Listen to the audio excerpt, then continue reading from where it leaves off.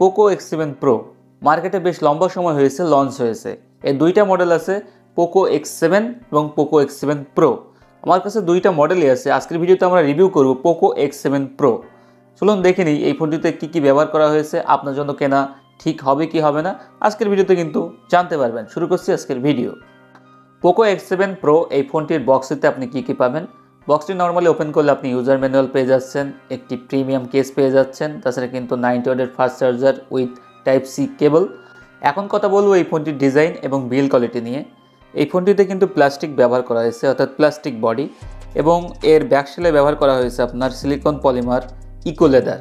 তো দেখতে পাচ্ছেন এখানে কিন্তু লেদার ফিনিশিং দেওয়া আছে, এবং ক্যামেরা মডেলে এখানে কিন্তু মেটাল ব্যবহার করা হয়েছে।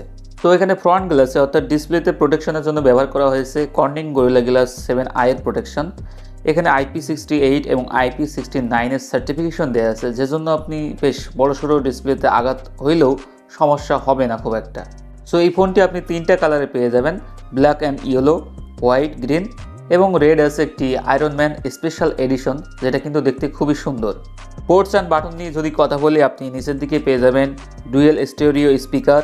এখানে আপনি USB Type-C চার্জিং পোর্ট পেয়ে যাবেন এবং সিম ট্রে পেয়ে যাবেন। তাছাড়া কিন্তু উপরের দিকে আপনি সেকেন্ডারি নয়েজ ক্যান্সেলেশন মাইক পেয়ে যাবেন, এবং আপনার রাইট সাইডে পেয়ে যাবেন এখানে আপনি ভলিউম লকার এবং পাওয়ার বাটন। এই ফোনটিতে আপনি যেটা পাবেন না সেটি হচ্ছে আপনার 3.5mm headphone Jack.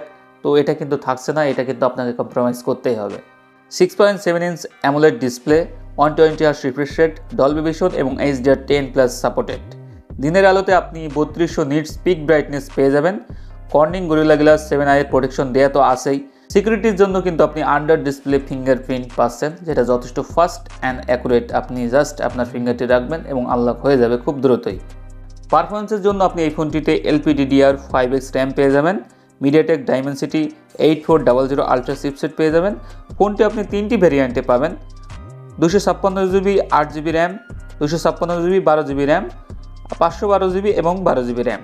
Storage type UFS 4.0। এখানে কিন্তু আপনি কোনো ধরনের মাইক্রো SD কার্ড ব্যবহার করতে পারছেন না, তো এটা কিন্তু কম্প্রোমাইজ করতেই হবে।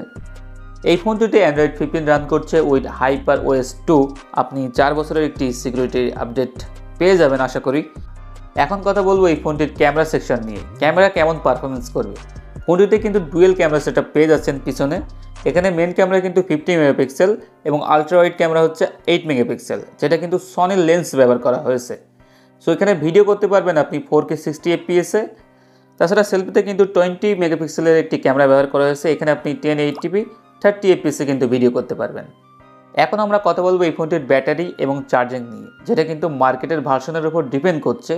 আপনি গ্লোবাল ভ্যারিয়েন্টে কিন্তু 6000 mAh এর ব্যাটারি পাবেন, এবং ইন্ডিয়ান ভ্যারিয়েন্ট যদি নেন তাহলে কিন্তু 6550 mAh এর ব্যাটারি পাবেন। শুধুমাত্র ইন্ডিয়ান ভ্যারিয়েন্টের ক্ষেত্রেই কিন্তু এত বিশাল বড় ব্যাটারি দেওয়া হয়েছে। গ্লোবাল ভ্যারিয়েন্টের ব্যাটারিটাও অনেক বড়, এবং এই ফোনে কিন্তু 90 ওয়াটের একটি ফাস্ট চার্জার পাবেন, যেটা কিন্তু আপনার ফোন 40 থেকে 50 মিনিটের ভিতরে ফুল চার্জ করে দিতে সক্ষম। তো আপনারা মোটামুটি কিন্তু স্পেসিফিকেশন সম্পর্কে জানতে পারলেন এই ফোনটির। সো এখন আমরা এই ফোনটি আপনার জন্য কেনা উচিত হবে কি হবে না চলুন কথা বলি সেই বিষয়ে। এই ফোনটিতে কিন্তু অনেক কিছুই আছে, সেটা জানলেন আপনারা। যেমন পিছনে ব্যবহার করা হয়েছে লেদার ব্যবহার করা হয়েছে, এবং সামনের গ্লাসে প্রোটেকশন হিসেবে কিন্তু কর্নিং গরিলা গ্লাস 7i এর প্রোটেকশন দেওয়া আছে, যা মোটামুটি শক্তিশালী একটা প্রোটেকশন আছে ডিসপ্লের জন্য। এবং তাছাড়া কিন্তু এই ফোনটিতে LPDDR5X র্যাম ব্যবহার করা হয়েছে, আপনার স্টোরেজ টাইপ UFS 4.0 ব্যবহার করা হয়েছে। সো মোটামুটি কিন্তু বেশ ভালো পারফরমেন্স দিতে পারছে।